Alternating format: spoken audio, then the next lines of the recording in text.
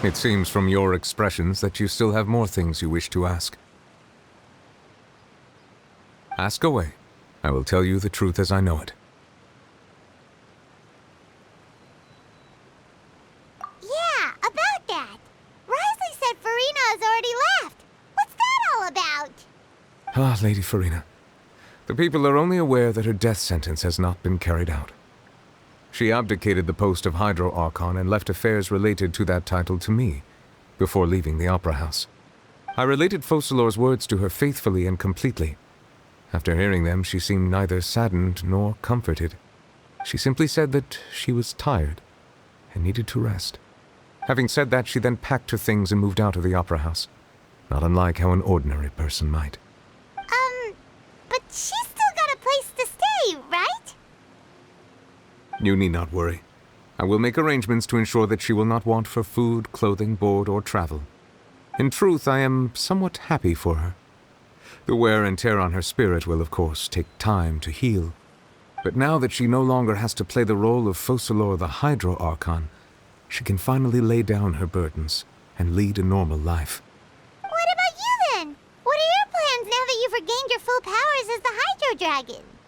After Focalor passed on, the Oratrice also ceased to function. This matter will directly affect our trials. After much careful consideration, I've decided to take over its role in our courts. From now on, I shall hear cases and pass verdicts by myself. Looks like you're still considering stuff from the perspective of the Udex, huh? As an elemental dragon, there are indeed many things that I must do. But this power and this duty, in a manner of speaking, you could say that both were granted to me. As such, before I attend to my other responsibilities, I must first and foremost continue to serve Fontaine as its highest judge. The duty of the Hydro Sovereign and the duty of the Udex shall coexist within my person. Additionally, the Hydro Archon's departure has brought about another problem, which is that the Opera House shall no longer produce indemnitium. That's true. That power was derived from the people's faith in the Hydro Archon, wasn't it? Wait, but the various mechs and machines in the city are all still okay. Where are they getting their energy from?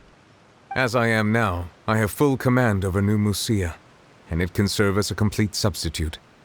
Another reason why I cannot quite leave Fontaine immediately. Wow. This ancient dragon's authority stuff is really quite useful, huh? Ask away. I will tell you the truth as I know it. I suggest that you fully prepare yourself before going to Nathlon.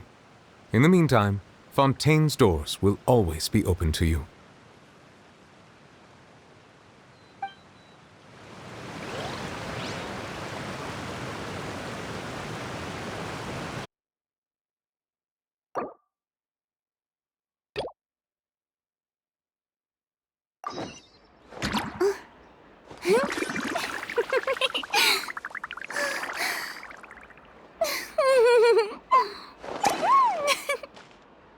May I present?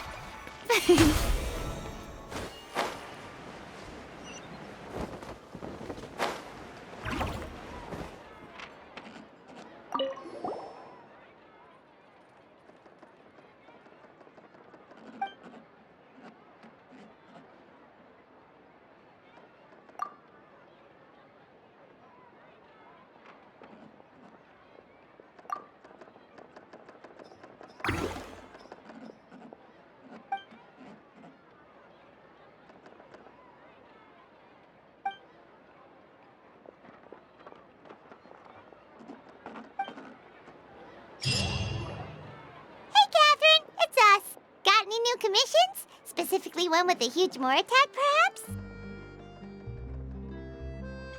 You know we're worth it. For quality work and speedy results, choose Paimon and the Traveler! It's always a pleasure to see our two most avid adventurers again. Looking for the next challenge, I see. Actually, we do in fact have a rather urgent commission that is still open.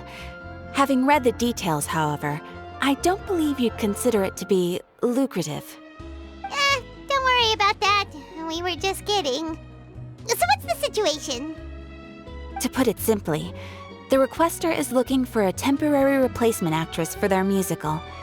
The original cast member ran into some issues and is currently unable to perform the role. But the troupe has also been experiencing some financial difficulties, so unfortunately they cannot afford to pay the replacement actress. That does sound like a tricky situation. So basically they're looking for a volunteer? That's right. Our adventurers reached out to many actresses, but none of them were willing to take the job. There are only a few days left until the performance. If they can't find someone in time, they'll probably have to postpone the show. And delays tend to create all sorts of new problems. Got it. Oh, this one's a doozy. What do you think, Traveler? Any ideas? Even if we took the commission, neither of us have any experience starring in musicals.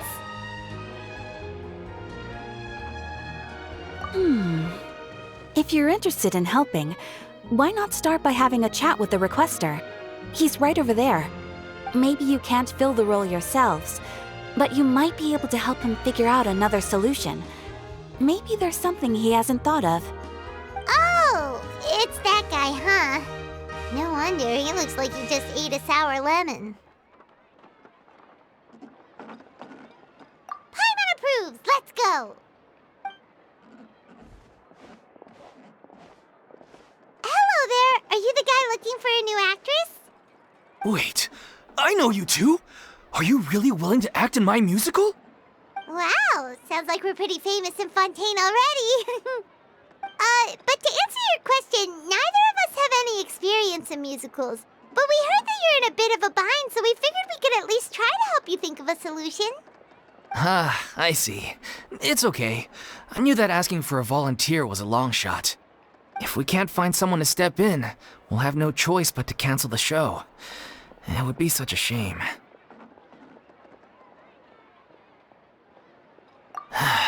That's the thing.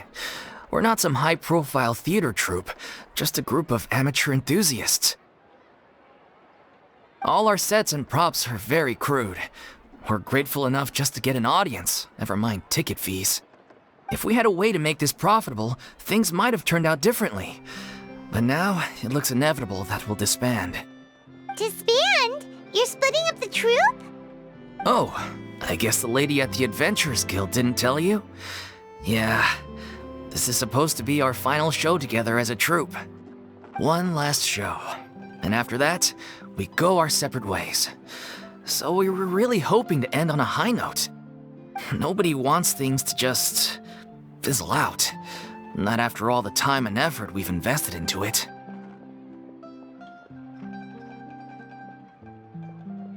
Yeah, the leading lady, in fact. She's been dealing with a chronic illness ever since childhood, and unfortunately, it flared up again recently. It really drains all her energy, so she's in no state to perform. The show just won't be the same without her. But for everyone else's sake, I still hope we can find a way to hold the performance on schedule. Got it. We have a clearer picture now. Let's see if we can come up with any ideas. What if we sponsored the show? Traveler, how much more are you carrying? Please, there's no need to go that far. I wouldn't feel right asking such a huge favor, and I can't promise that we'd ever be able to pay you back.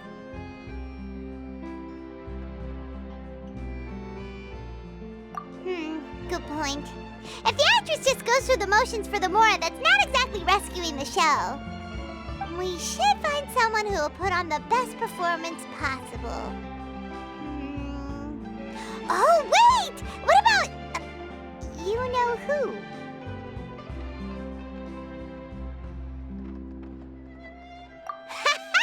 That's how you know we're the best of partners. Anyway, she should have all the free time in the world right now. She's really good at performing, and she was once super popular with the crowd. Performing in a musical should be a piece of cake for her. Who are you thinking of? Sounds like someone famous.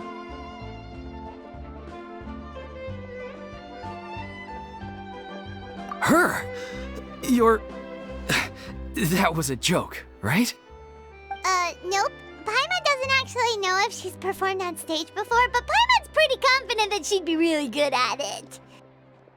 You're not wrong there. She has actually performed in a number of big-name shows before. They were one of the reasons she was so popular. But even if she's no longer the Hydro Archon, it's not like she's suddenly a commoner. She's still an idol to many people in Fontaine, including myself. I just think Lady Furina might feel a bit out of place in an amateur troupe like ours. Well, yes, but... Fair enough. I mean, if she was actually willing to, then of course I'd be honored to have Lady Furina star in our show. I'm sure the rest of the troupe would be delighted too. I'm sure everyone in our troupe has probably dreamt of performing on stage with her one day. Of course, it all depends on whether she's interested. She might consider this opportunity beneath her. No point in stressing about that. We'll only know if we ask her. And besides, things are different now. There's no reason for her to be all high and mighty anymore.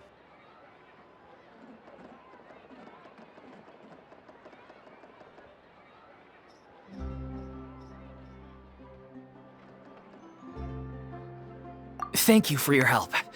I guess I'll just stay here and wait for the good news. Good luck. Wait, where does Furina actually live nowadays? She used to live in luxury at the Palais Mermonia, but she's, moved out, right? As it happens, I have her current address here. I can provide it to you. Woo! When did you get here? I came over when things were starting to sound more promising. I thought I should be at the ready in case my assistance is needed. It is my duty to support commissioners in any way I can. Thank you, ma'am. Thank you so much. Well, now that we've got the address, we'll go find Furina. Back in a jiffy.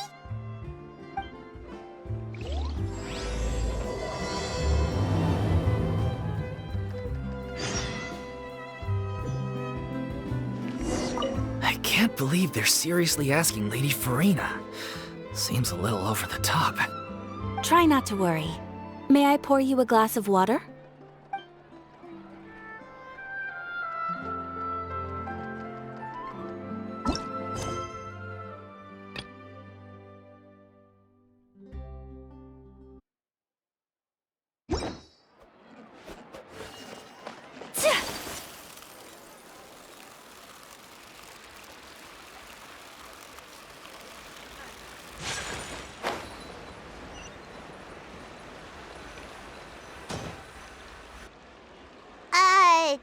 Did Catherine really give us the right address? She lives here? Not that there's anything wrong with this place, it's just, a bit of a step down from the Palais Mermonia. You know, it's common courtesy to make sure the homeowner isn't in earshot when you're denigrating their abode. Ah! Okay, when did popping on a thin air become all the rage? First Catherine and now you? I was just out on a shopping trip. I ran out of macaroni, so I went to grab a few more bags. I used to have a much wider range of choices when it came to food, but now I'm finding that simple, traditional home cooking can be quite delicious too. Not at all. As long as you have different kinds of sauces in, you can have macaroni and tomato sauce one week, macaroni and bolognese the next. Oh, sounds like you're really struggling to cope. How rude! Questioning my cooking skills. The audacity! It's not like I have a very eventful life these days. Actually, I barely leave the house. So I don't see how it's unusual that my meals are a little simpler now too. Besides, I'm sure I could master dishes like la lettre focilor or blubber profiteroles in no time, if I felt so inclined. Ah, there it is. You don't know how to cook. Not yet, maybe, but... Anyway, what are you even doing here? I do hope you didn't come here just to ogle at my fall from grace. Let me first be clear that I'm not taking guests at this time. So if you're just here to clown around, then please be on your way. Shoo! Sorry! We're sorry! Please don't be mad! Yeah, exactly! What the Traveler said! Paimon wasn't trying to make fun of you. Hang on a sec, you weren't exactly holding back either! My help? Well, maybe you're forgetting that I'm no longer the mighty Hydro Archon. I don't even have a vision, you know. Don't worry, it's nothing that serious. It's just very specific, and you're the one with the power to help! Oh? Well, if that's the case, then fine. I'll spare you the lecture about your attitude just now. So tell me, what specifically makes this matter so specific? Ah, I see. I knew you couldn't have come all this way just to amuse yourselves at my expense. After all, I was once the brightest star in all of Fontaine, well-versed in all the various performing arts. A mere musical is well within my capabilities. But given the present circumstances, I'm afraid I must regretfully decline your casting request. How come? It sounds like this would be a breeze for you! True, but I have made a decision to retire from the stage. Although I am no longer required to play the role of the Hydro Archon, the time I spent inhabiting that character has left an indelible mark on me. Centuries of pretending to be a different person changes you completely. I'm not the same person I once was. Of course, that can't be undone now. It's too late, and I have no intention of reinventing myself all over again. But at least I can say that I no longer desire to play any new roles. Paimon can understand, but this is just a one-off part to fill in for someone who's sick. Surely that's okay. Whether it's a one-off or not, it's a boundary that I've committed to no longer cross. If I make an exception to the rule now, I'm just leaving a back door for myself, which would be the same as not having a boundary in the first place. So I'm not going to perform, and that is that. Okay, guess there's no convincing you. Well, is there anything else we can do to help out the troupe? Otherwise, they'll just have to disband without any fanfare. Do you know any other actors who might be interested in the role? Nope. Short and to the point, okay. I've never been great at maintaining relationships. Besides, anyone I've ever worked with probably couldn't wait to get rid of me. Since I'm just an ordinary person now, they'll probably just laugh in my face if I go asking them for help. Look, I'm sorry, okay? I'm sorry I drew a line in the sand without thinking about every possible grain on the other side. Well, is there anything else we can do? This performance really means a lot to the guy we're working for. Have I not made myself clear? You're barking up the wrong tree. I don't want this job, nor do I know of anyone else who would. Sorry. I didn't mean for that to sound so harsh. I wish I could help, really. But if I thought I had the answer to this problem, I would have said so by now. It's all right, Furina. Paimon just wanted to make sure we tried everything. Oh, everyone in the troupe will be so disappointed.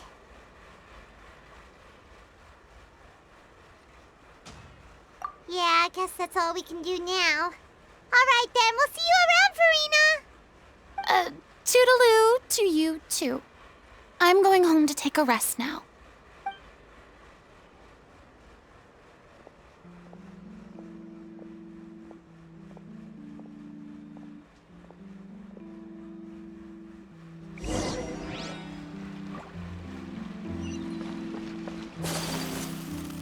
It's too bad, but we have to respect Furina's decision. Maybe the thought of performing brings up too many painful memories now.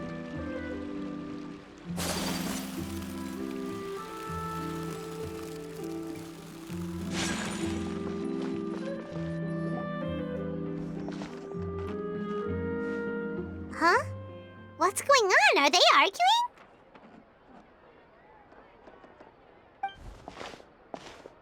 That's besides the point. I'll ask you again.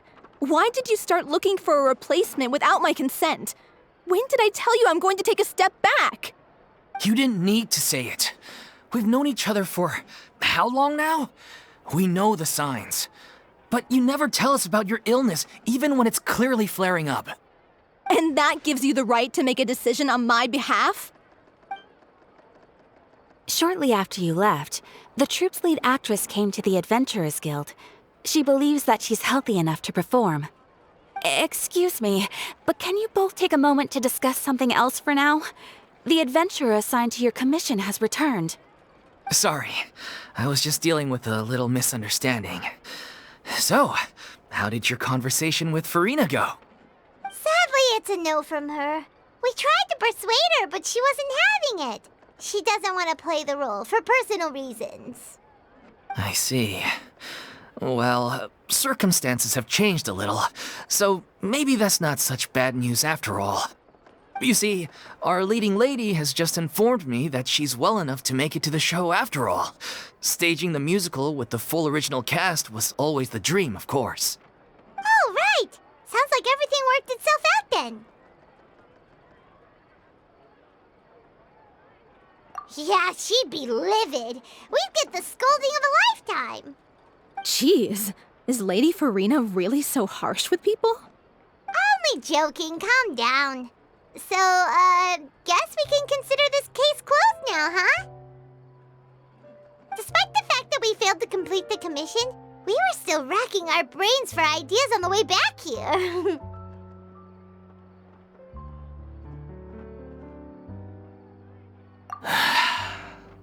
Look, there's no point arguing with you about this anymore. You've made yourself very clear, so I'll stop looking for a replacement. This is the last chance we have, though. If your illness flares up again, there won't be time to find anyone to replace you. So, are you absolutely sure you'll be able to handle it? The whole team is putting everything they have into this final performance. We have to make sure it goes ahead. Yes, I'm completely confident. I've been taking a new medication from the doctor, and it's working brilliantly. I'll definitely be able to tough it out until the performance day. I share everyone's desire to commemorate all our years as a troupe with a proper farewell show. So the last thing I want is to be left out. Every one of us thinks of this troupe as their home, myself included. You're right. I'm sorry. I let myself get too worried about the show. I should have asked for your permission first. All's well that ends well. Sounds like the show will go on.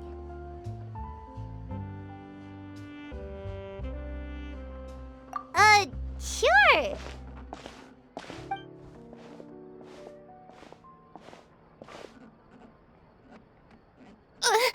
Hey, how did you... I was just passing by because I realized I forgot a couple of items on my shopping list. All right, I'm coming. No need to drag me.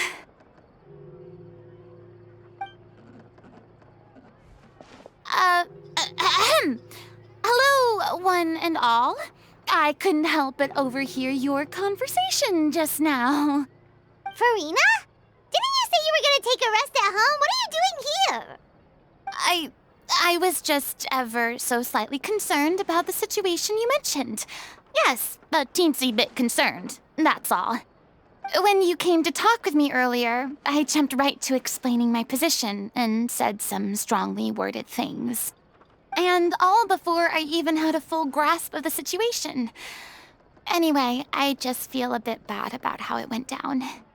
I'm sorry, Paimon. Oh, it's totally fine. Paimon didn't take any of that personally. really have a knack for asking the most uncomfortable questions, don't you? I felt very sheepish, having had a change of heart after flatly refusing you. And then, to make matters worse, you caught me. But in any case, it sounds like the issue has already been resolved. Yeah. When they said they were gonna ask for your help, I almost had a heart attack. I mean, how could we be worthy of having Lady Furina star in our show? There's no need to think like that, and no need to keep addressing me as Lady. Just Furina is fine. I was wondering, if this troupe is so important to all of you, why does it have to disband? If the difficulties are purely financial, then there must be a solution. You could put the shows on pause while you look for a sponsor, for instance. Everyone seems so devoted to the troupe. I'm sure if you keep chipping away, you'll find a way through. We all want to believe that, but some things are just beyond our control. Everything's been going downhill ever since we lost our director. She was the heart and soul of our troupe. She kept us going. Her name was O'Reilly, and she was the founder as well as the artistic director of our troupe. And tragically, she was a victim in this serial disappearances case. What? That's actually how I recognized these two. It was all thanks to their efforts that the true culprit was brought to justice. But still, no sentence can bring our director back to us. She was a loyal fan of your performances, Miss Furina. They were what first inspired her to get into musical theater. She rallied many people around her who were destitute or had lost their sense of purpose in life, and convinced them to join her troupe. She wrote her own scripts, acted on stage, and mentored each and every one of us. People loved our performances back then. We seemed to be going from strength to strength. Things were really looking up for us. And then disaster struck. Yeah. After that, the entire troupe fell into disarray. None of us know anything about script writing, let alone how to handle the business side of things. We've been doing the best we can. But despite our efforts, things are slowly but surely falling apart. It's agonizing. But ultimately, we'd rather end things now on our own terms than stick it out to the bitter end and watch all our dreams turn to dust. Oh. What a terrible waste. A gifted artist from humble beginnings who achieved so much and no doubt had much more to give. And then her life was so cruelly taken.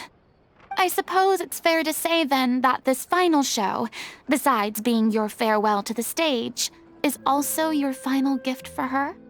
Yes, exactly. We all miss her terribly. Well, good thing I followed the traveler here. After hearing this tragic tale, I can no longer stand by and do nothing. Furina. I know what you're thinking, but I by no means plan to cross the boundary I've set for myself. Besides, they're no longer looking for a replacement anyway.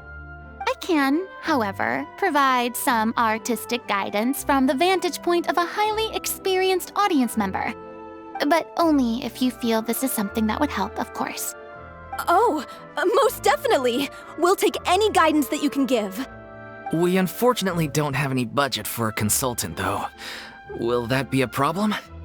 I don't need any compensation. All I'd ask in return, if you're willing, is that you tell me some more about the life and work of your late director. Something I've begun to realize since my departure from the Opera Epiclese is that there's a lot you don't see when you observe everything from on high. The law only judges criminal behavior and does not weigh human emotion. The court's verdict can settle the question of criminal liability, but what about all the unresolved emotions of the parties involved? What happens to them? An interesting answer. But if you ask me, I think all emotion shall ultimately return home to the heart and slowly settle with the passage of time. Take, par exemple, how this troupe pines for their late director. Things such as this I have never witnessed before, And so I should like to observe, perchance to understand. Still a fan of your old dramatic monologues then, huh? You just want to get back in on the action, don't you? No. This is a completely different situation. Pearls before swine. The name's not Swine, it's Paimon! Would you be willing to join me? Come on, take a break from adventuring to listen to a story. Thank you all so much. Our director was a huge fan of Miss Furina's performances, as of course we all are. All right, follow me. We'll go to our usual practice space. Please excuse the size. It's a little on the smaller side.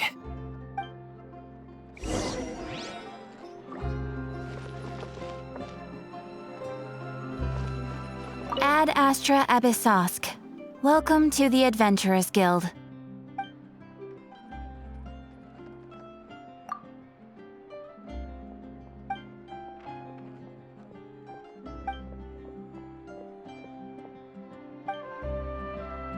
Ad Astra Ab...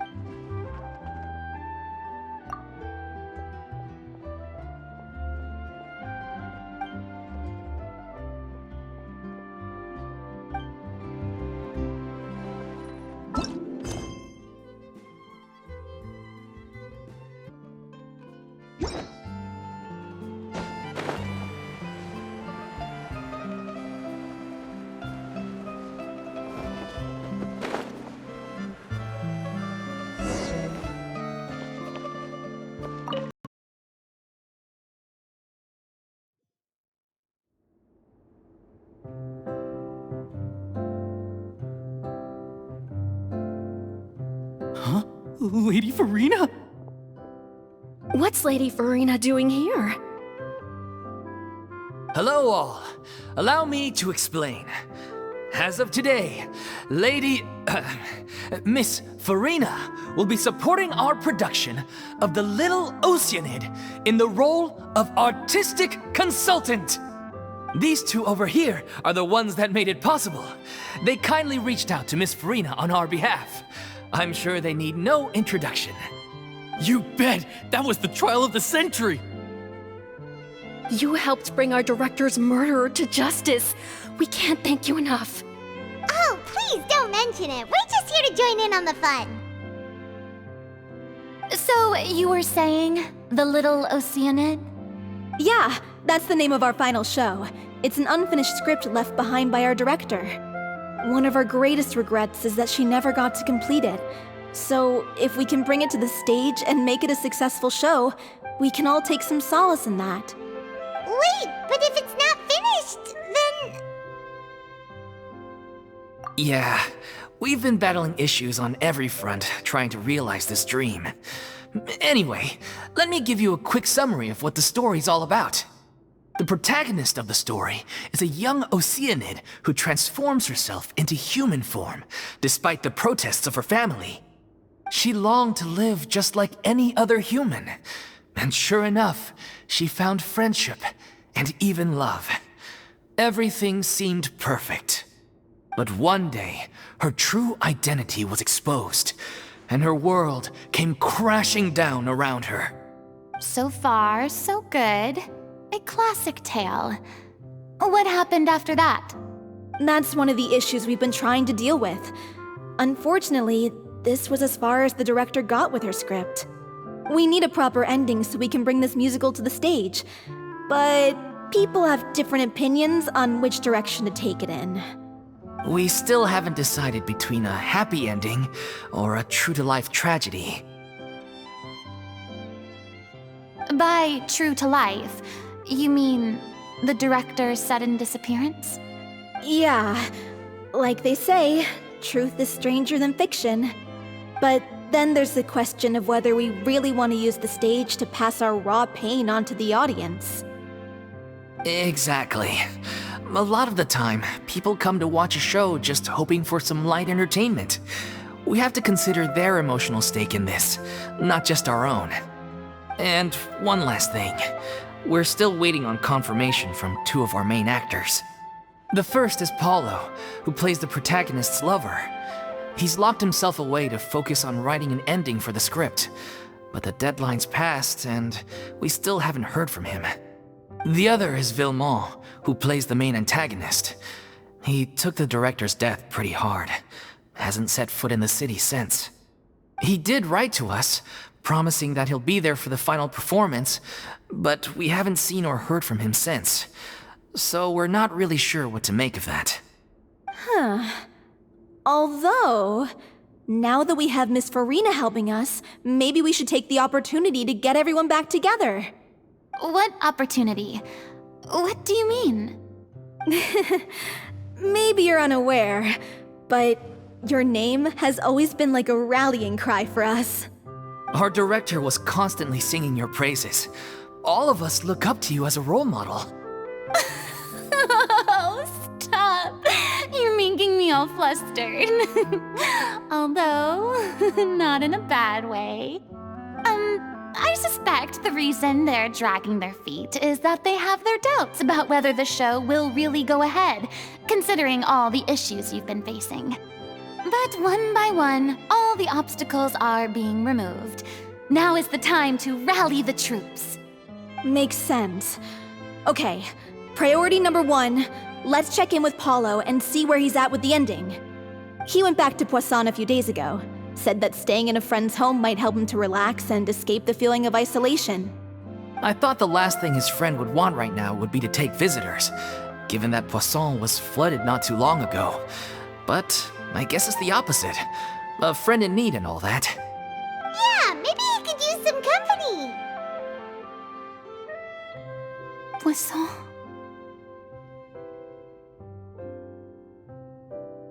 Nothing. I suppose my presence will be indispensable if we are to restore his faith in the show. So, allons-y. To Poisson!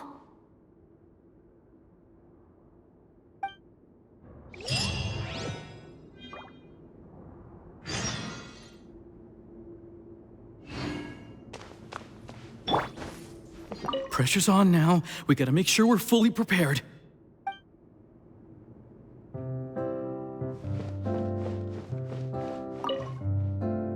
You're off to Poisson to find Paulo, right? Have a safe trip. We'll take care of the troop while you're gone.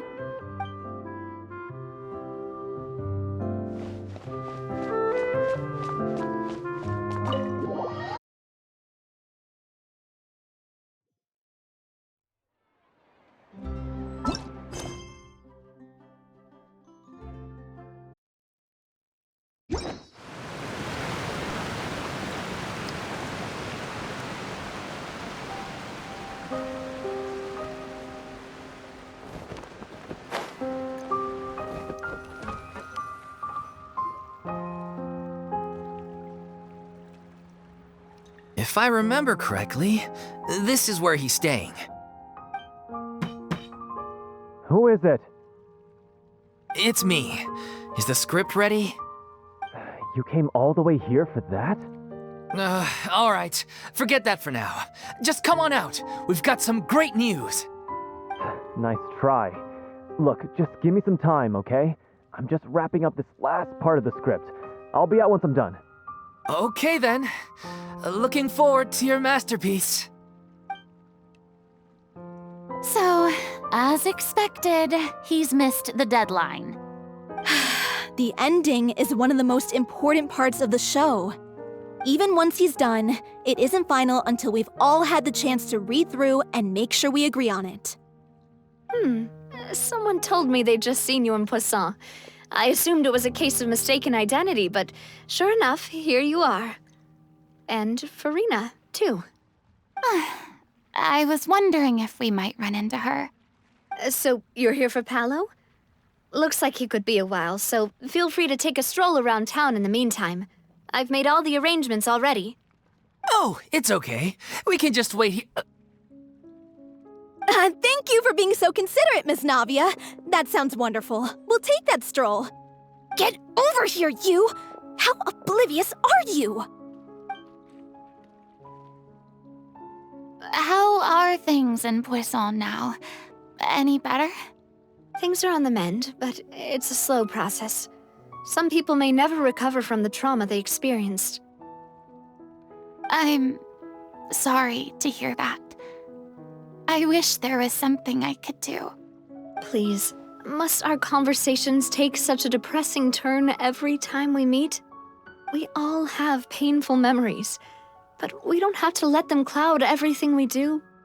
And if you're trying to make a new start, perhaps it's best if you don't bring up the past all the time. Thank you for your words of comfort. You make a very good point.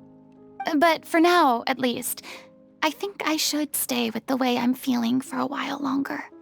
It's okay. These things take time. Moving on from a painful experience is easier said than done. Which brings me to why I'm here. I thought you should probably know that not everyone here is ready to forgive and forget after the Hydro Archon's inaction in the face of catastrophe. To avoid upsetting the peace, I told the townspeople that everyone here is a member of the theater troupe, and that you are just an actress playing the role of Furina.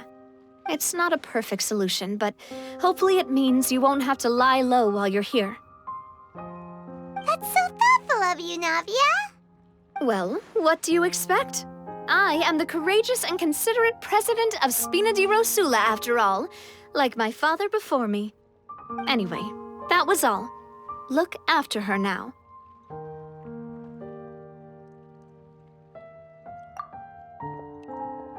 Off we go then. Let's take a look up there. I don't have any friends that I can be frank and honest with, so maybe she's right. You're the closest thing to friends that I have.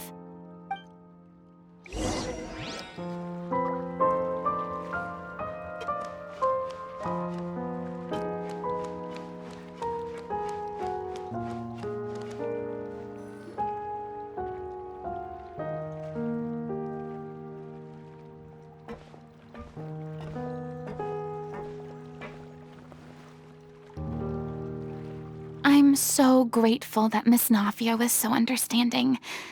To be perfectly honest, I didn't know if I was ready to meet her. It's always easiest to just run away from your problems. But that never fixes anything. You can't get around the obstacles without facing them. So that's why you were nervous when they brought up Poisson. Yeah. I'd be lying if I said I wasn't scared of coming back here. Still, I felt it was something I had to do. As I was saying before, I want to see for myself the things that I never could in the past.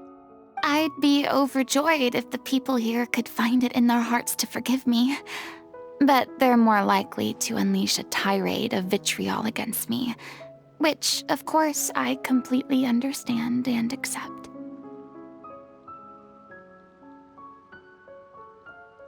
Yeah, I can tell people are watching me.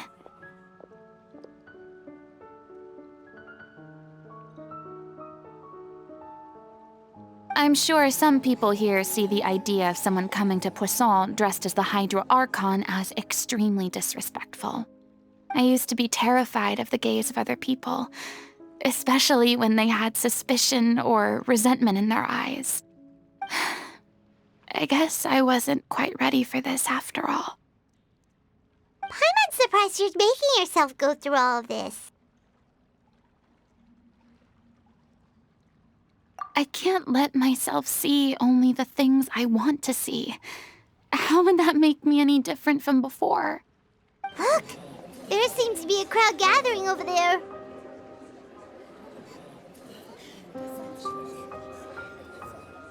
Probably time we made a move. How about we check out Spina di Rosula's ship? We should have a view of the whole of Poisson from there.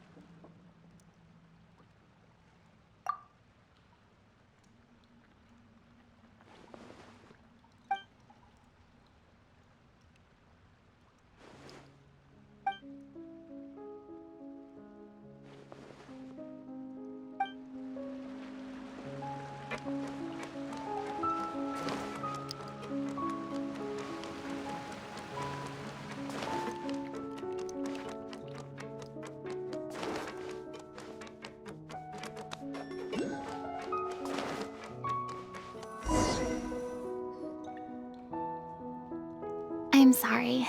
You probably just wanted a relaxing stroll, and here I am dumping all this heavy stuff on you. We don't mind. It's actually refreshing to see a different side of you. Great. Well, I appreciate your company, so please don't disappear just yet. I don't know whether you can tell, but the years of suffering and loneliness aren't the only reason I have a hard time facing up to who I used to be. As I stand here by the ship, I can't get the images of the rising water out of my mind. One after another, people were taken by the water. All those treasured lives and memories washed out of existence in an instant. They thought their god would protect them. They had absolute faith that when disaster struck, a divine power would save them from harm. And all the while, I played my part to perfection to convince them that was true. But then the floodwaters finally came, and the Hydro Archon did nothing. You shouldn't look at it like that. You're only doing your duty.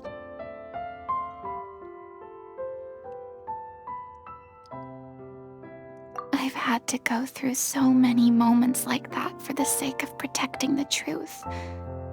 As time went on, it got harder and harder to bear, and I became more lonely and isolated. Eventually, I realized I had nothing left except the truth. I became terrified of completely failing in my task, and was haunted by the thought of being left all alone, weeping on my throne. Fortunately, we were able to avoid the worst-case scenario thanks to the help of heroic individuals such as yourselves. Everyone rose to their responsibilities, and I finally regained my freedom. But on some level, freedom also means no longer being needed. I have no further use to people. Paimon would have never imagined you'd see it that way.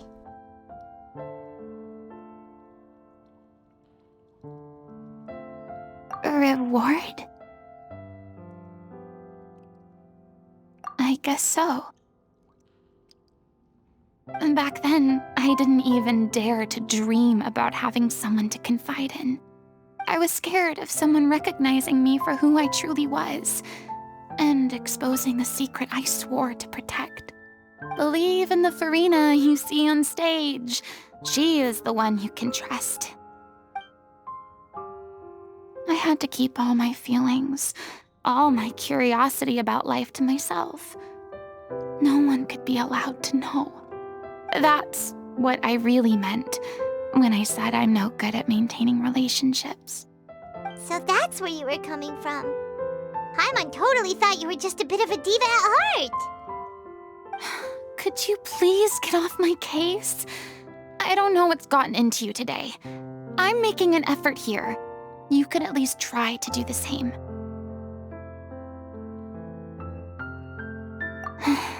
I do. I once had nothing but the truth, and now I'm finally free to live my own life again. And even though I have no idea where I'm going right now, at least the choice is in my hands. All right, it's about time to head back. Paulo should have finished the ending by now. Sure. Okay, let's head back and check it out.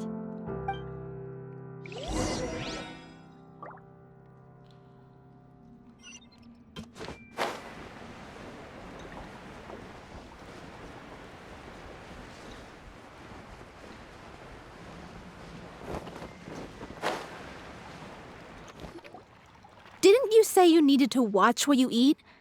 You're supposed to be cutting down on fried foods, not wolfing down copious quantities of fish and chips, you know? Come on.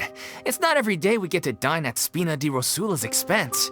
Can you believe how generous she is? I'm not about to pass on free food.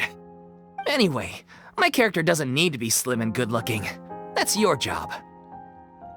Are you kidding me right now? It's not your character's health I'm worried about, it's yours. I've spent my whole life battling the effects of ill health, and it kills me to watch you willingly ruin yours by filling yourself up with junk all the time. Oh no, looks like they're arguing again. We're back! Could you maybe put your differences aside for a moment? Ah, you're back. We've been enjoying Spina di Rosula's VIP treatment in your stead. Paulo's nearly done. We shouldn't have to wait too much longer. Great! So you were discussing your characters, right? We heard she's playing the Oceanid who turns into a human girl. What about you? Me? I'm an Oceanid too. He was originally supposed to take the form of a crane, but he outgrew that role. Well, the costume at least. So now he's playing the boar instead. Sorry. The boar's not a bad character, actually. He's the one who raises the little Oceanid, yes? That's right. He has some pretty memorable lines too, like when he imparts some solemn words of wisdom to the little Oceanid. If you become human, you can reveal your secret to no one. You will face suffering and loneliness. Is this truly what you want? Wait, that sounds kind of familiar. It's the most important line in the whole script. I think it's a symbolic statement about our director's life and legacy. She kept quiet about all the trials and tribulations she faced in running our troupe, allowing us to devote ourselves fully to performing. It was only after she was gone that we realized how tough her job really was. You mentioned earlier that the troupe is like your home. Yeah. I was born with an incurable illness, and once my family found out it couldn't be treated, they decided they didn't want me anymore. I spent some years taking whatever work I could find and trying to manage my illness with various medicines. But whenever I had a bad flare-up, I'd be lying in an alleyway for days at a time. It was like that until the director found me one day. She told me I had a great voice and asked if I was interested in studying singing from her. I said yes. She took me under her wing, taught me to both sing and act, helped me find Mora for my meds, took care of me when my condition decided to flare up. I know it was all a huge burden on her. She sounds like a really incredible person. She really was. She gave everything she had to her troupe and the people in it. All of us were so proud to call her our director. I was a lost child too when she found me. As the child of a murderer, my parents weren't around when I was little, so I got sent to an orphanage. The other kids were always picking fights with me. They'd say things like, "Come on, you must be pretty tough if you're the son of a murderer." It was just to taunt me, though. I was an easy target, and they knew it.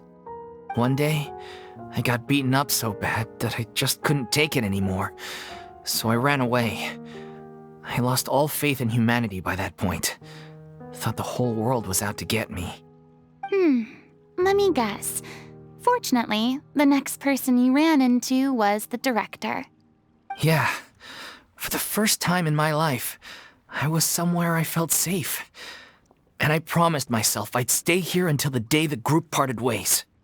The day you hoped would never come. How times change. Oh, you're finally done? Get your butt over here. There's someone I need to introduce you to. This is our new artistic consultant, Miss Furina. Furina? The Furina? Oh my god, how did you manage to wrangle that? Please, the honor is all mine.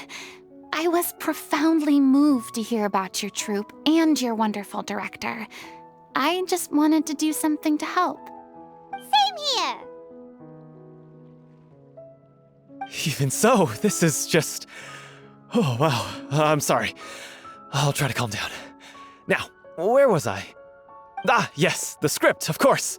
Let me give you a rundown of how the story unfolds in my version of the script. I'm sure you're already familiar with the beginning of the story. A little Oceanid decides she wants to become a human against the wishes of her family. She finds love and friendship in the bustling city. But then, disaster strikes. The people start to notice that all the fresh water in the surrounding area is slowly disappearing. The soil is becoming arid, plants and flowers are withering, and the people begin to panic. The little Oceanid, Cleo, and her lover decide to do something about it and investigate the truth of the matter together. In the end, they discover that all the waste and pollution created by humans over the years has caused the fresh water to flee the land, as if driven by a consciousness of its own. Consciousness? You mean the water is sentient? Water as a conscious entity.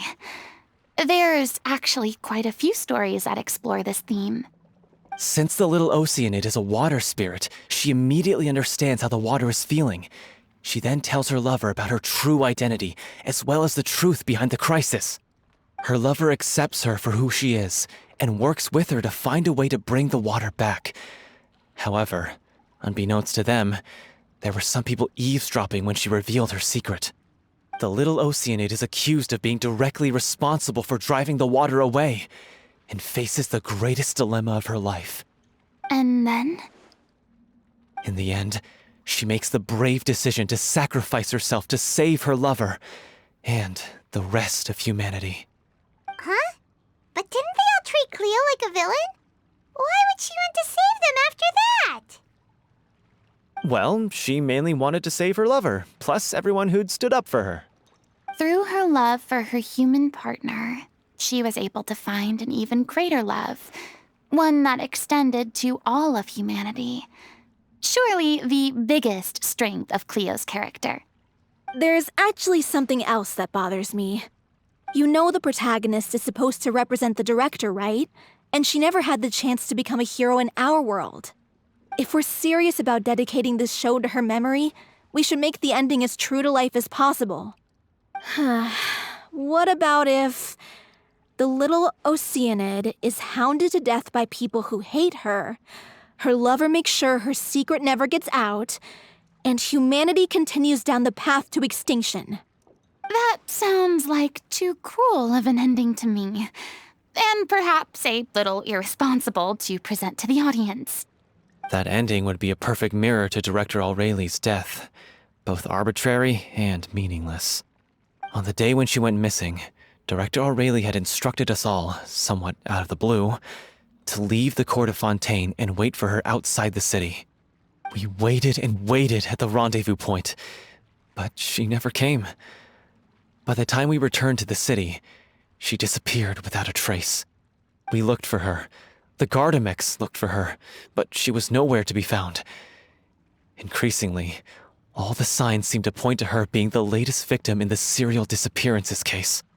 The director was the kindest soul in the world, yet she was senselessly sacrificed for the sake of a so-called experiment by someone who had nothing to do with her at all.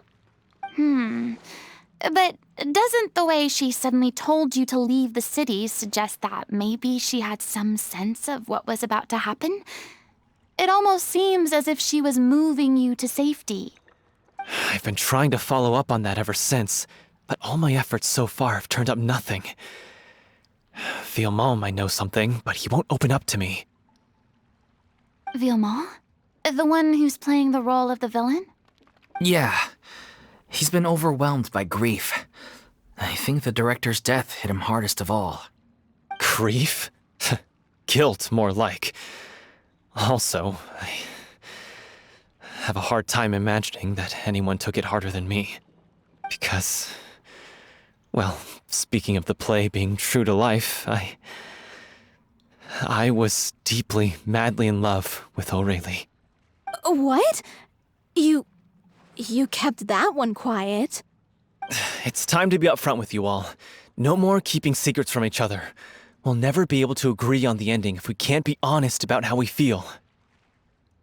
I did tell her how I felt once, but she turned me down pretty much straight away. She said that we were all like brothers and sisters to her, and she never considered us as potential romantic partners. Not that it came as a shock or anything. It was what I was expecting to hear. So I told her I'd always be there for the troupe, and I'd always be there for her. I said, maybe one day in the future, when everyone's settled into their own lives and on the up and up, and managing the troupe no longer required her constant attention, well, maybe then she could reconsider what she really wanted in her life. And now, that day will never come. Oh, Paulo. So if I'm the one writing this ending, then I'm gonna make sure it does right by O'Reilly. I won't let anyone get in the way of that. In that case, you have to straighten things out with Vilmont once and for all, face to face. We've all had our differences of opinion over the ending, but those two have never seen eye to eye on anything.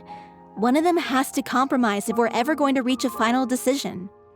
Well, if that's where we're at, looks like it's time to go visit Vilmont. Are you ready to face the truth? Honestly, I'm slightly terrified. But for the sake of our final performance, I'll do whatever it takes. Funny you should ask, though. You really do get what I'm going through right now. I certainly do. Come on, everyone. Allons-y!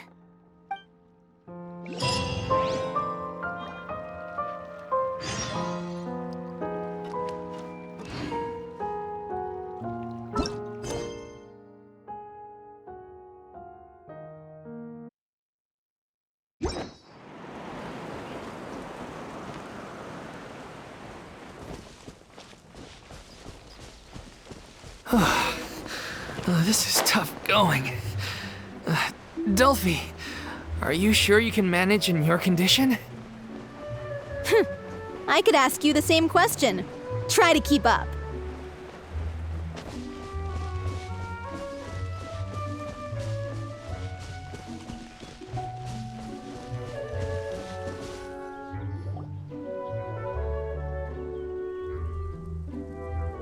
Ugh, as if this journey wasn't tough enough already without a roadblock.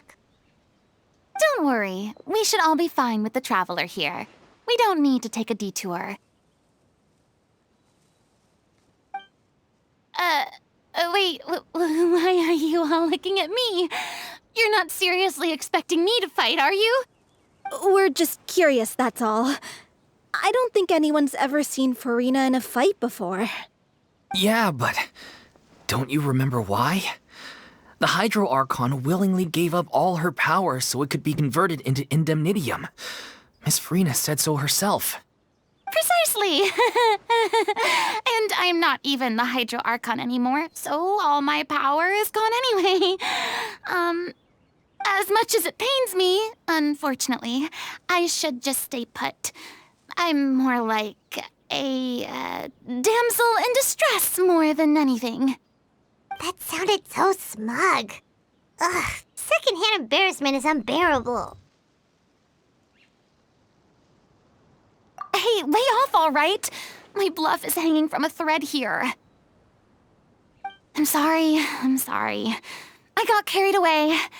Please help us out, would you? Aw, too bad. I was so pumped to feast my eyes on fight mode Furina. Sorry to leave all the heavy lifting to you. Don't worry, piece of cake.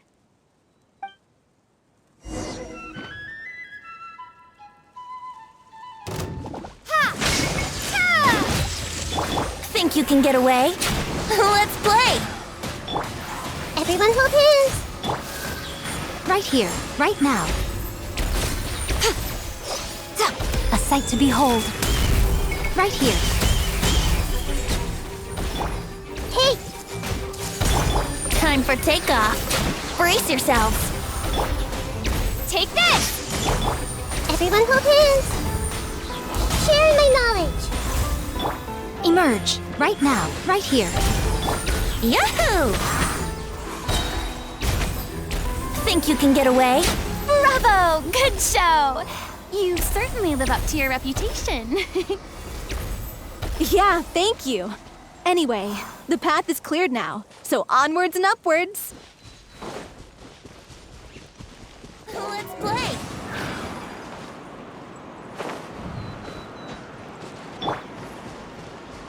Thunderclap!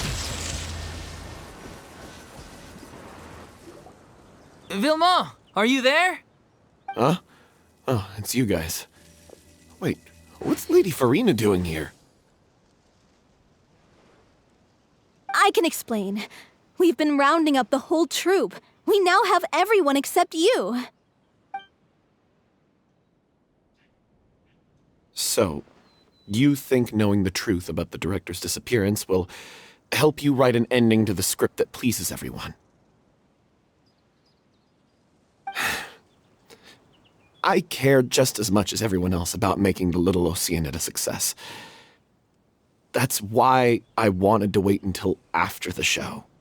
If I open this can of worms now, I just don't want to make things difficult between us. We're supposed to be a unit when we're on stage. Vilma, avoiding the truth will not help anyone. Unless you mean to suggest that Aurelie's death had something to do with you. I don't want to talk about it. Listen, Vilma. I used to think that my love for Aurelie was a point of shame. I never brought it up to anyone. But now, I've made up my mind to put it all on the table. I'm prepared to face everything, to sacrifice everything for the sake of the show. The little Oceanid cannot be complete unless we do justice to Aurelie on an emotional level. This is why people think of you as not being the smart one. As you all know already, the troupe was kept afloat not from ticket sales, but donations from the audience. Of course, that was nowhere near enough. We took on side jobs when we weren't performing, but even then, the troupe's financial situation was pretty dire. So, anyway, one day after a show, a merchant came to me and offered us a huge sponsorship. In return, we just had to provide the audience with their drinks during performances. It seemed like a win-win, so I said yes to it on the spot without consulting the director. It was only when the merchant came to deliver the goods that I realized the drink in question was synth. Isn't that the drink peddled by the culprit behind the serial disappearances case?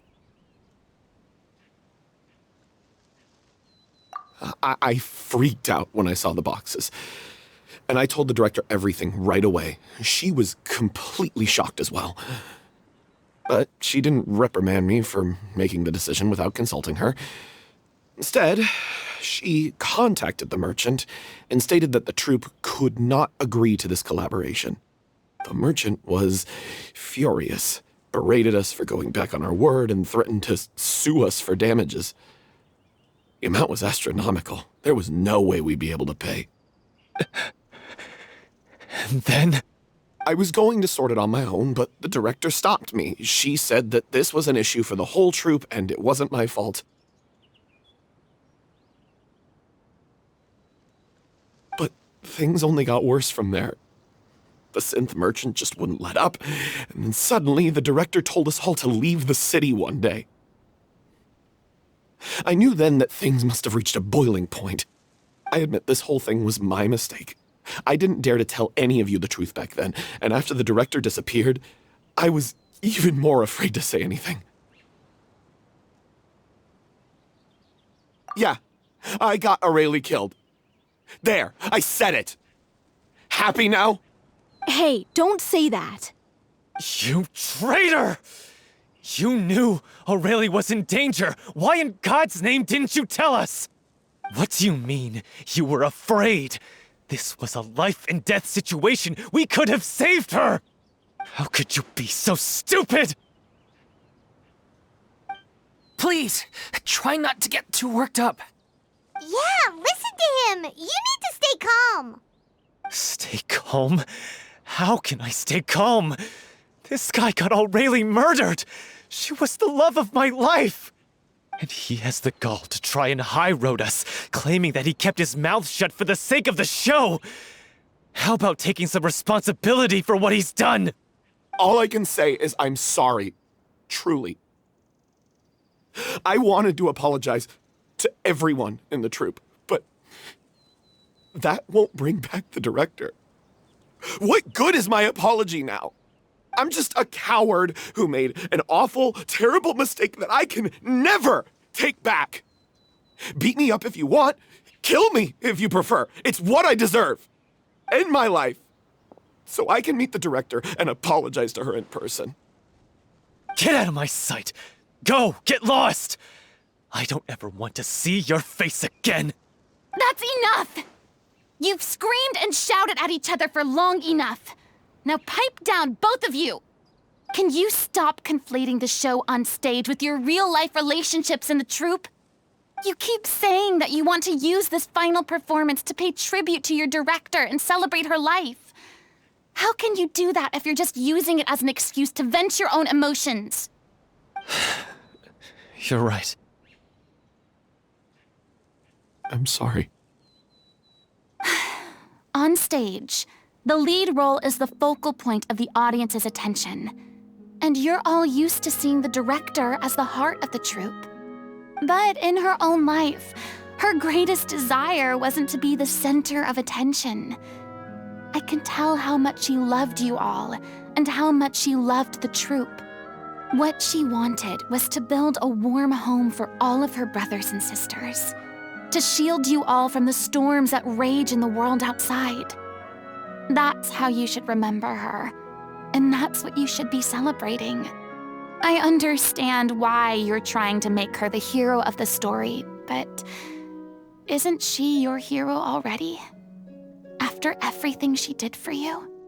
Yeah.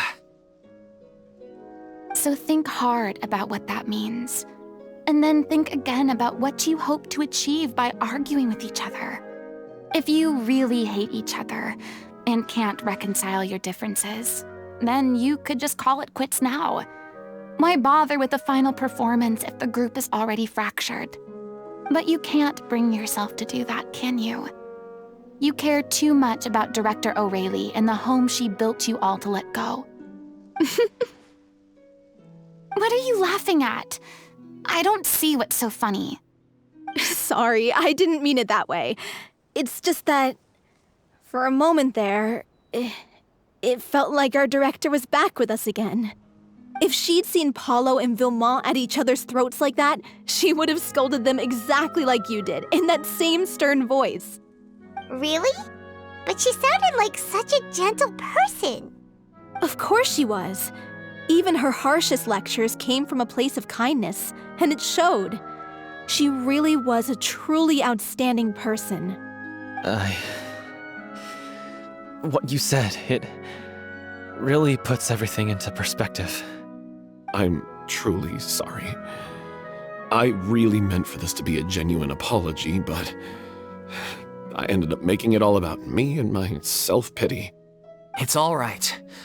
Let's save all this for after the performance. So, the ending. What are we gonna do about it? Clearly, everyone needs to take a step back for now and reflect on what really matters. When emotions are running high, things get lost in the fray. The end of the story needs to focus back on O'Reilly herself. She's the true star of the show. What do you mean? The Traveler is right. You once investigated that underwater synth base and recovered items belonging to the victims. If you could find anything that O'Reilly left behind, perhaps we can get a better sense of what she went through in her final days. You really think that's possible? I trust that nobody would object to the ending of the story being based on O'Reilly's true feelings. No. Well, we'll leave this in your capable hands. Come, let's pay a visit to the Palais Mermonia. The rest of you, head back to the rehearsal location for now and wait for our good news.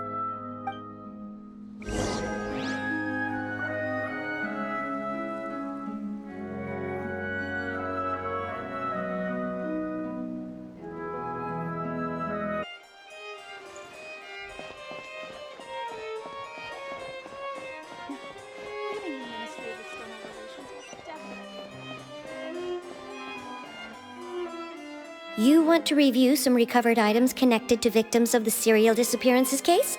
But, that case has been closed for quite a while now. Still, since you were the ones who discovered and submitted the evidence in the first place, you don't actually have to submit an application. Okay, please hold on. I'll have someone dig them out.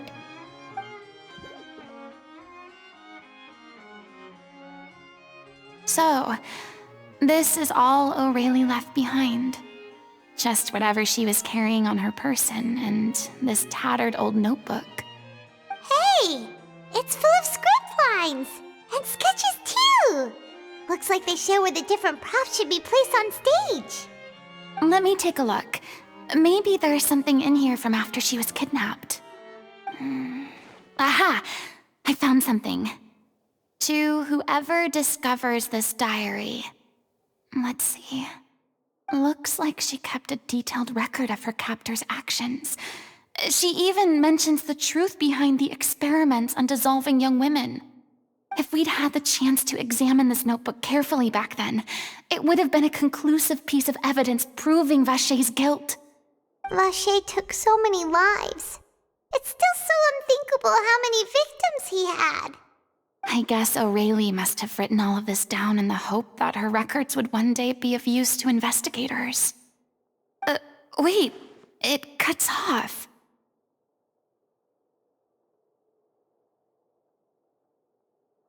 Her handwriting here gets patchier and more illegible by the line.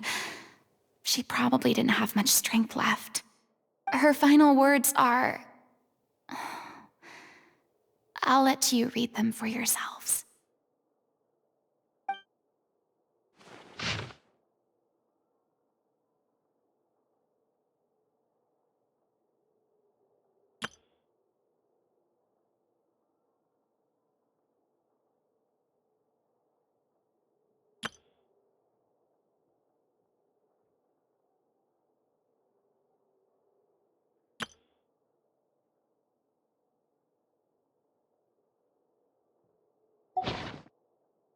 She was so terrified.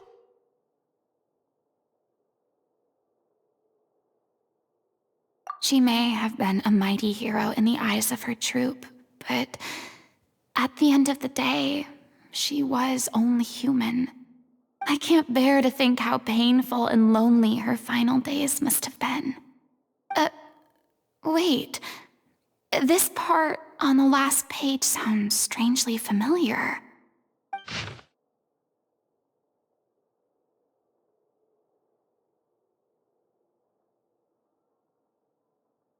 If you become human, you can reveal your secret to no one. You will face suffering and loneliness. Is this still what you want? Isn't that the most important line in the Little Oceanid? Because I am an older sister to them. Oh. So she didn't regret her decision, even as she sat in silence, waiting for death to come. I'm sure this is what the troupe would have hoped to hear as well. She had their utmost trust, admiration, and love, and she truly deserved it. Let's go. It's time for them to learn Director O'Reilly's final thoughts.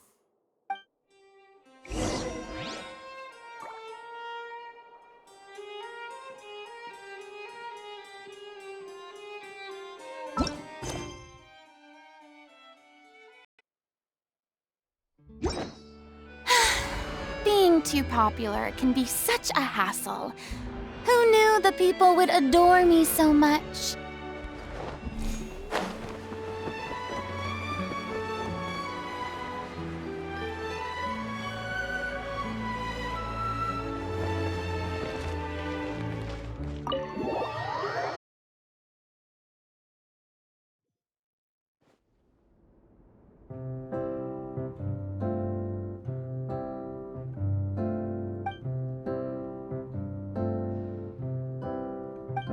She deserves a hero's farewell.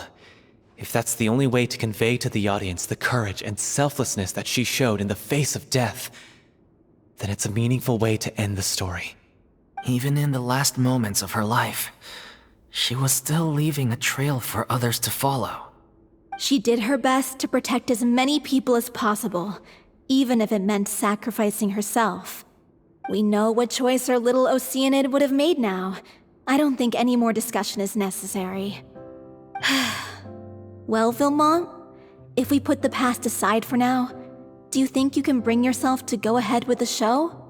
I will channel all my regret and put it into my performance, to make this a show worthy of our director. I won't ask for your forgiveness, and you don't need to worry about my feelings. This final farewell show should be about Director Aurelie and her alone. Then it seems like we've reached a consensus. I have a feeling that this will turn out to be the most mesmerizing performance of your lives. Really? How can you be so sure when you've never even seen them perform before? Don't underestimate my experience. After watching a countless number of musicals, I've learned one important thing. If you want to move the audience with your music, you must fully commit and immerse yourself in your role, pouring all your emotion into your performance. And aren't human emotions, love, hate, regret, and hope, just the most mesmerizing things in this world? I don't believe anybody could be more committed to bringing this story to life on the stage than they are now. Thank you for the vote of confidence, Miss Furina. And thank you for supporting us through all this. Then, let's not delay things any longer. We need to discuss the details of the ending and get it nailed down once and for all. Actually, before that, I'd like to make a proposal. During the curtain call, please allow me to use the director's name instead of my own. Huh? But then... After all, this role was originally meant to be played by the director. I'm just filling in for her. Besides, a role commemorating her life should be associated with her name. Well, if you're sure you're okay with that, I have no objection to it.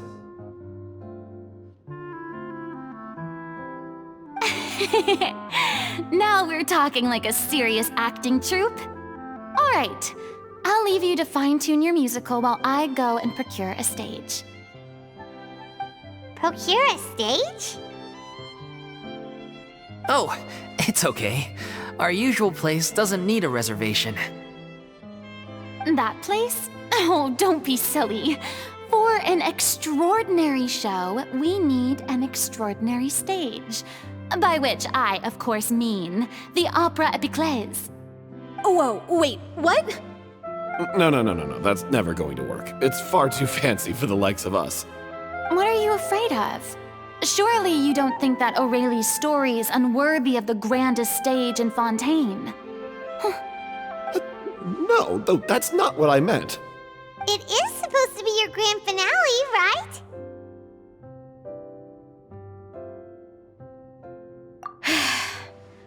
I have no problem with it then. How about the rest of you?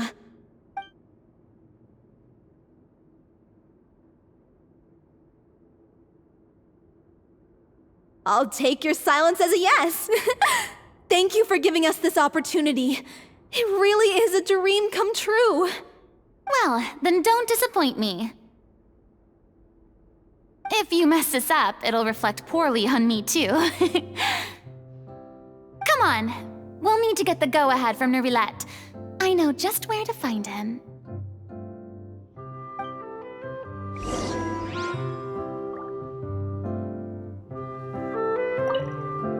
During the final scene, maybe we should stop the music just before Cleo takes the stage?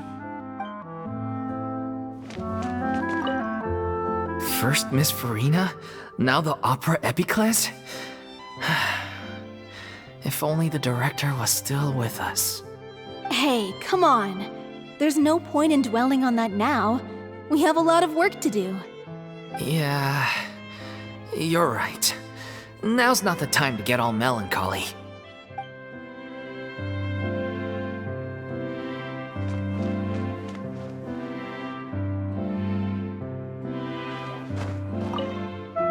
Best of luck to you.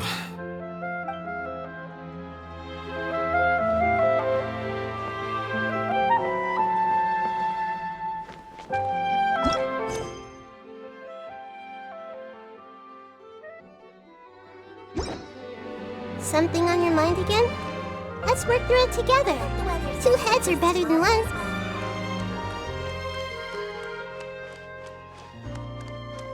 Hey, look at that! Looks like I guessed right. You were just guessing? I see everything.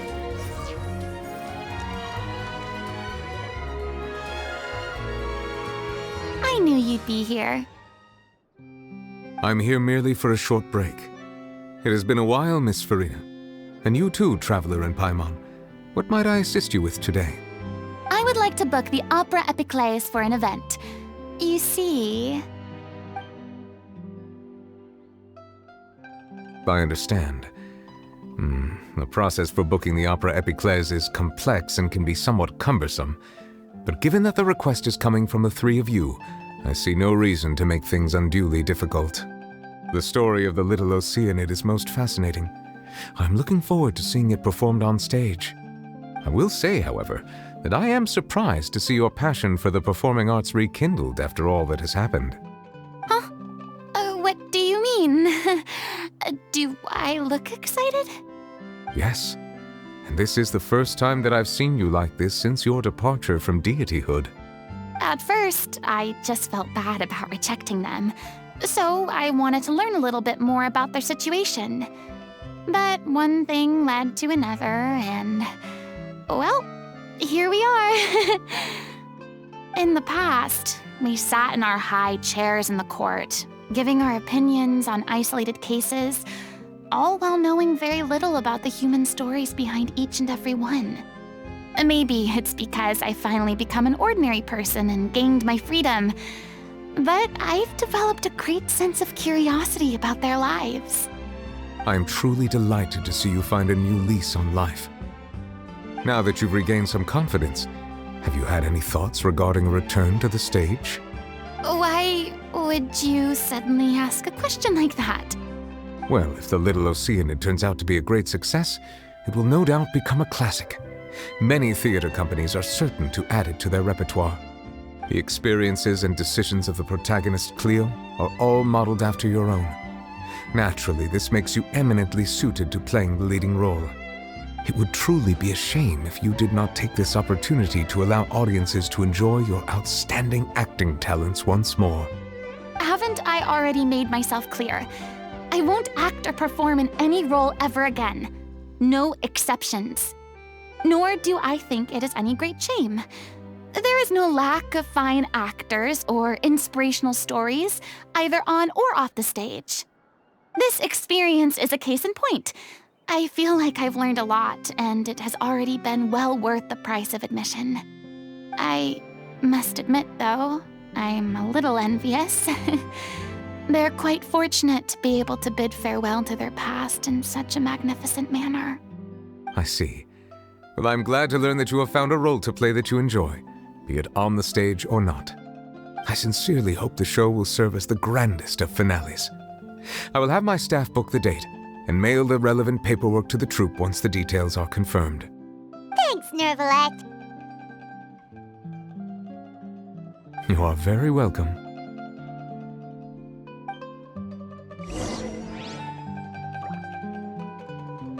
Many people were once enthralled by Lady Furina's performances, myself included. I hope that one day she'll be able to understand that our appreciation was always sincere.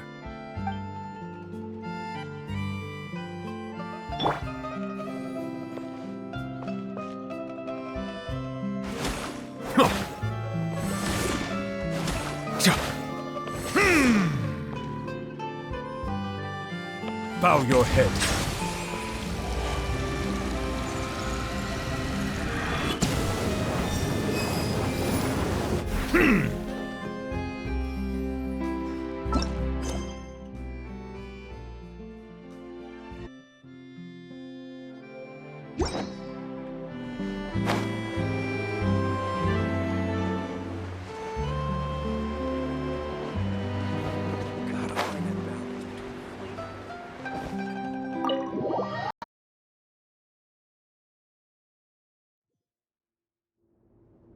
Good news, everyone!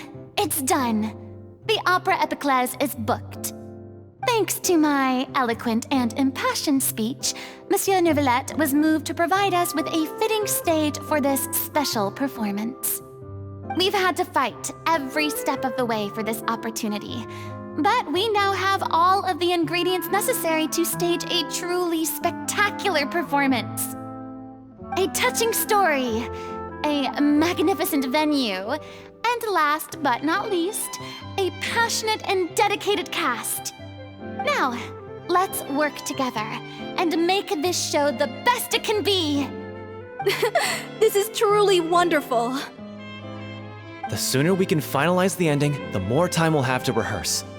Fiumali and I just went over some parts of the script and tweaked a few things. I think it's really going to resonate with the audience now. Wow, you two had a constructive conversation? That's great! Communication is vital to any good performance. Look at us! We've come so far. I never could have pictured this scene a few days ago. It's amazing! Even though Furina's still being a bit of a drama queen about it all, she's really fired everyone up! Please feel free to give us any comments or suggestions you have. We really value your input. Hey, Loic, get over here. Time to practice the opening number.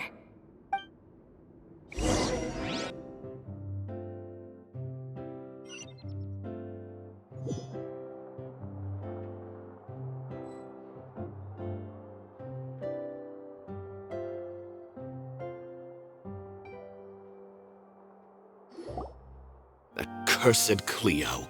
She stole the waters of life from us. She's a fraud, and she must pay for her crimes. This has nothing to do with her. The ignorance and hatred of our people is to blame. How can we hope to win back the water's favor if we don't change our ways? This guy could be useful. Take him hostage. If Cleo wants him back, she'll have to show herself. Leave this place, oh little Oceanid, and never, ever look back!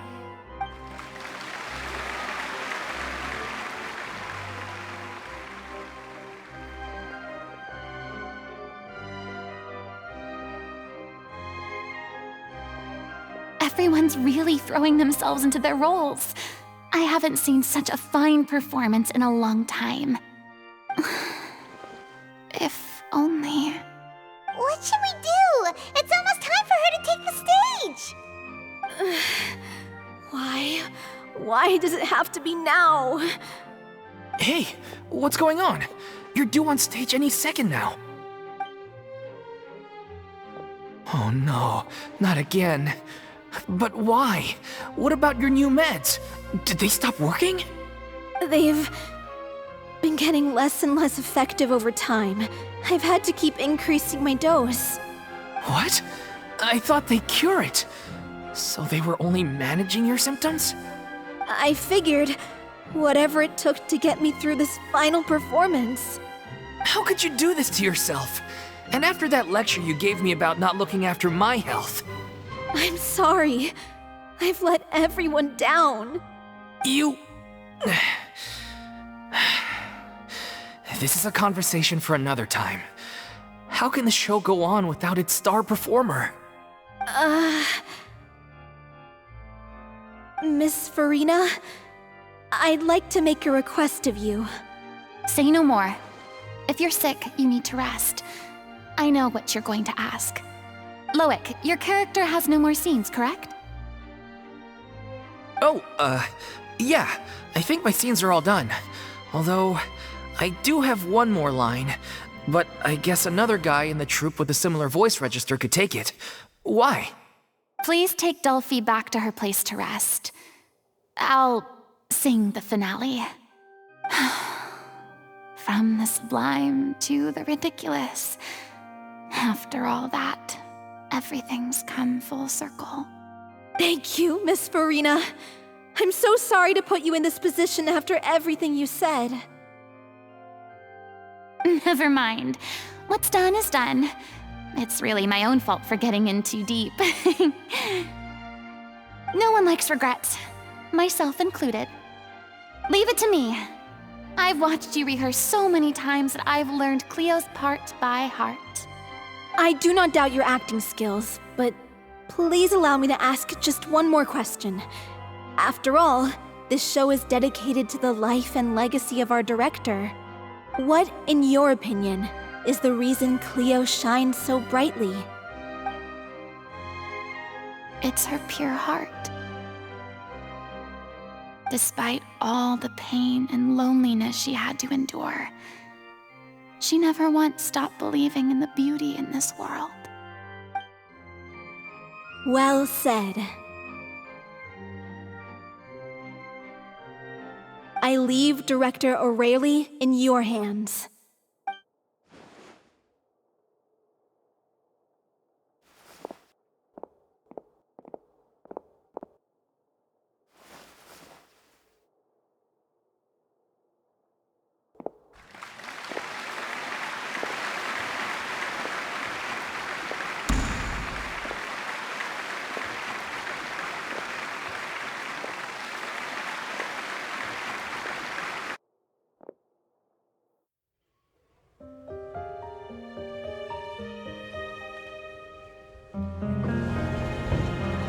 Is she here yet? When will she get here? She's not coming! You're wrong. She's here.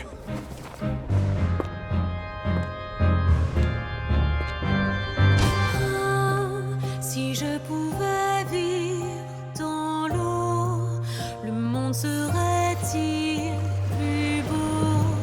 Me pardonneras-tu, ô chère mère? L'eau dans son courant fait danser nos vies, et la cité elle nourrit, ainsi que toi, mon doux amour. But what about your wish? My wish.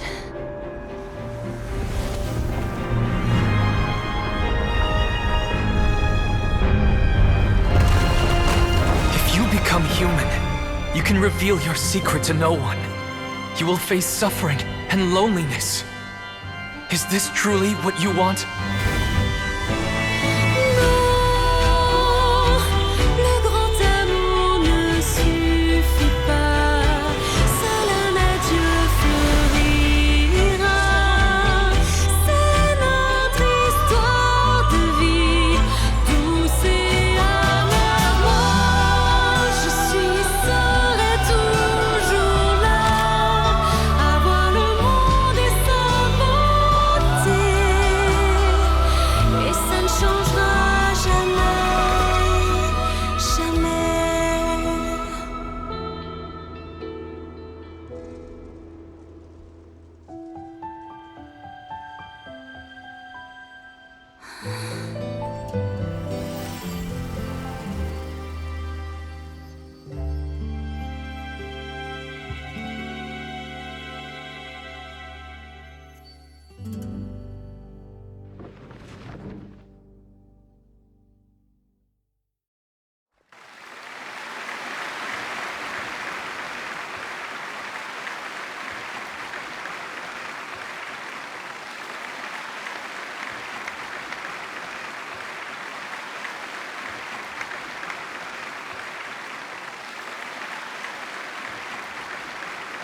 Is it just me?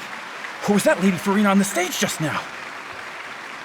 She hasn't been seen for a while now, and she just appears out of nowhere? Gotta say, though, her acting skills are as superb as ever. The little Oceanid, Cleo, played by Aurélie Fumont.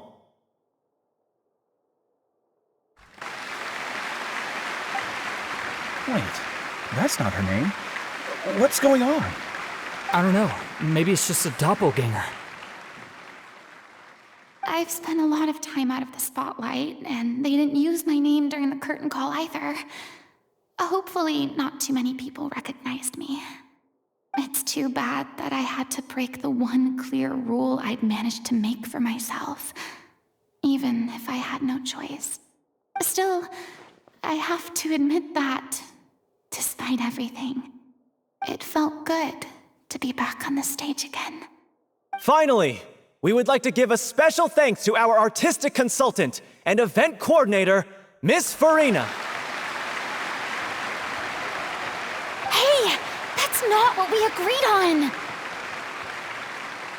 Oh, so it was Furina after all. She's back. Honestly, what is he doing? He should have run that by me first. All right, calm down, don't be mad. This was a group decision. We just didn't want your contributions to go unacknowledged. After all, it's been the rule in Fontaine since ancient times that everyone's work, visible or invisible, is equally deserving of recognition. Yes, I know the rule, but it should still be applied on a case-by-case basis. I wasn't ready for this yet. It's no big deal. What's the worst that could happen? Oh, yeah? Well, since you think it's so easy, you can sign them for me. This is a great chat and all, but can we talk about that crazy thing that happened during the show? It nearly gave Paimon a heart attack. Paimon flew over to where she was supposed to be and was about to drop the prop vision, and then suddenly, a real one popped out of thin air! Oh, that. I've got no idea what happened there either. But hey, it worked pretty well, didn't it? I'll bet the audience has never seen such a realistic prop. Wait, what about Dolphy? I wonder how she's doing. Oh, let's go check on her as soon as we finish clearing the stage. Yes. Plus, she'll definitely want to hear how the end of the show went. If nothing else, we can safely say that we accomplished what we set out to do.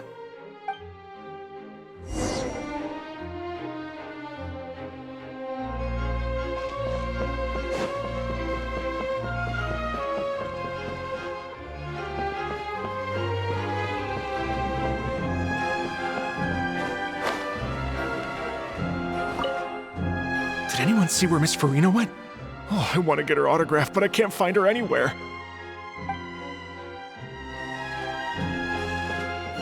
I thought Cleo's actress sang very well. Why did they swap her out at the end? I don't know. Maybe that's just how it was scripted.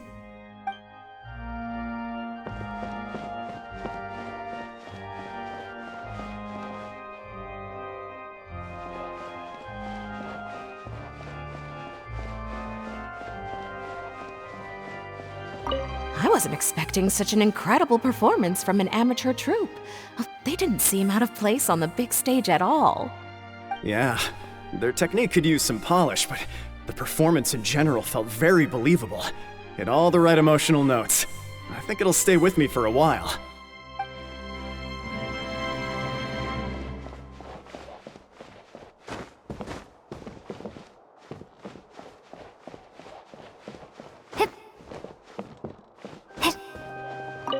What a surprise! Seeing Miss Furina on the stage? This ticket was money well spent. Yeah, I agree. Say what you want about her, but she's flawless when she's on stage.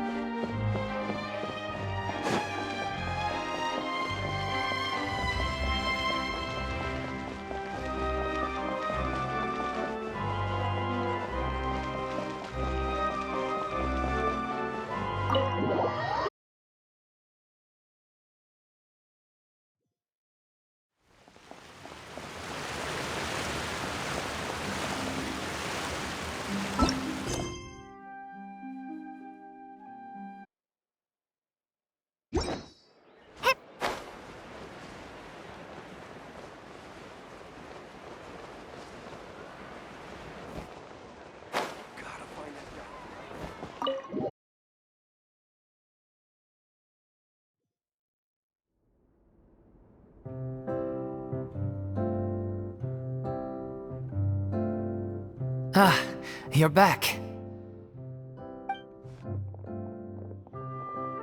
She's doing okay. Her condition stabilized after taking some of her original medication. From experience, though, I'd say she still needs a few more days of rest. How did the performance go? Was it a success? Did the audience like it? You'll be glad to know it was fantastic! Also, you're not gonna believe what happened while Furina was on the stage! You'll probably be able to read all about it in the Steambird first thing tomorrow morning! That's wonderful. I'm so sorry I failed to see it through to the end. I guess I was wrong to try and tough it out to begin with. No, don't worry about it. Like they told me after announcing my name during the curtain call, everyone's work deserves recognition. Even though you couldn't see it through to the final scene, the audience was very impressed by your performance. It's safe to say that you made your mark on this memorial show. Well, one way or another, we did it. I've had bad luck ever since I was born, so I never expect things to go smoothly in life. I'm just happy to know that we went out on a high note. That's all that matters. Blaming your bad luck again, are we? Maybe if you didn't push yourself past your limits so much, your illness wouldn't be flaring up all the time. Oh, don't you start. I don't have the energy to argue with you right now. Aw, you two clearly care a lot about each other. I don't know what you're talking about. You mean we never stop arguing with each other?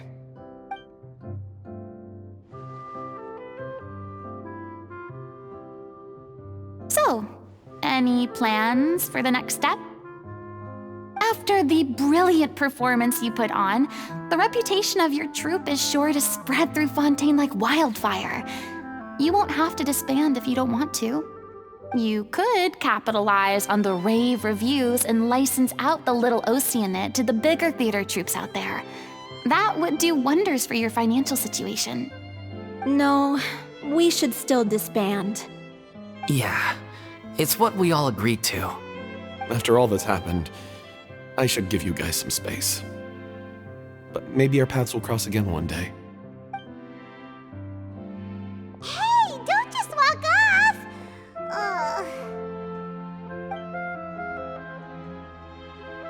I still want to keep performing, so I might join another troupe. After watching Miss Furina's performance, I think I'm starting to understand our director's infatuation with musicals. You should do it. It suits you. I'd originally hoped to keep performing too, but I don't know if my health will allow me to. Oh, so now you finally got your priorities in order. I guess I'll hold off until you've properly recovered as well. What about you, Miss Furina? Any future plans? Well, frankly, I think a return to obscurity is no longer an option for me. I'm sure a slew of consultancy requests will hound me wherever I go, until I finally acquiesce. You rather sealed my fate there with your special thanks at the end of the show. Sorry. It's quite all right. No need to apologize. What I meant to say is that this whole experience has shown me that perhaps I'm not as averse to a return to the stage as I'd previously imagined. Maybe Nervilette was right. Maybe Cleo is the right role for me. I still don't wish to pretend to be someone else, but I do have a desire to express myself. So, maybe the show will go on for me after all. Yeah. There was once a time when I was an actress in a masquerade, seeking only to hide the truth. But from now on, I want to spend my time learning real stories about real people and how they touch the lives of others around them. I want to watch them blossom and wither, see them refined on the page, retold on the stage, and remembered long into the future. I'm sure this is what captivated director O'Reilly as well. Sounds like you're ready to stop running from your true calling. The more you get out into the world, the more you'll discover what a fascinating place it is. Then it's a deal. If a vision is a gift from the gods, then I should do my best to honor it.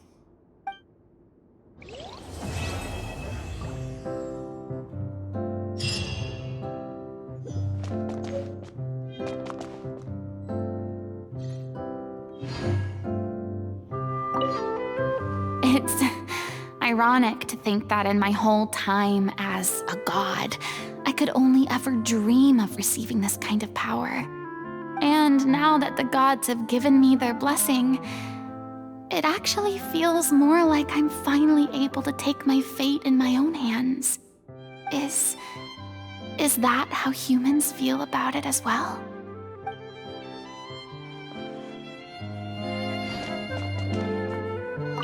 I'm just finishing packing up. As soon as I'm done, I've got an interview with the Steambird to get to. Thanks to all your help, this show was more perfect than we ever could have hoped for. But most of all, I want to thank you for giving me the chance to finally say farewell to Aurelie.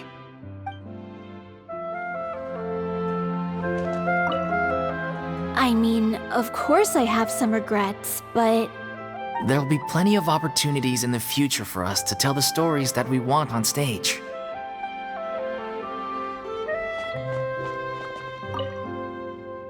Now that the buzz is worn off, I feel ready to pass out.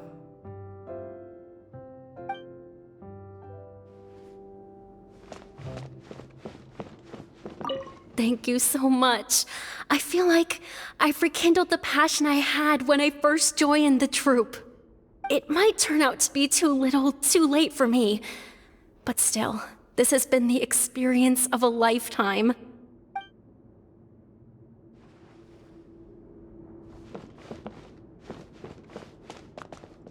It's ironic to think that in my whole time as a god, I could only ever dream of receiving this kind of power.